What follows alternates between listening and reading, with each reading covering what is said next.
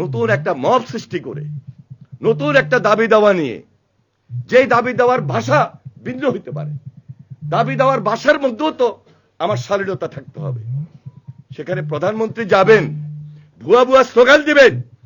বাংলাদেশের রাজনীতিতে আমরা যারা ছাত্র রাজনীতি করে আজকে এখানে এসেছি, আমরা কখনো এটাকে মেনে নিতে পারি না এবং মেনে নিব না।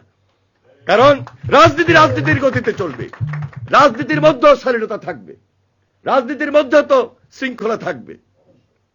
অশালীন এগুলা তো আমাদেরকে হিসাব নিকাশ আনতে হবে। এই আইনের সর্বোচ্চ শাস্তি মৃত্যুদণ্ড। এটা তো একটা আইনি প্রক্রিয়া, কিন্তু সেই প্রক্রিয়াটাকে বাধাগ্রস্ত করার জন্য যে রাজনৈতিক দলগুলা আজকে কথা বলছেন, এখানেও আমাদেরকে চিন্তা করতে হবে তারা কি সহায়তা করছেন না বাধা দিচ্ছেন, তারা কি সরকারকে সহায়তা করছেন না বাধা দিচ্ছেন। এটা আমাদেরকে গভীরভাবে চিন্তা করতে হবে।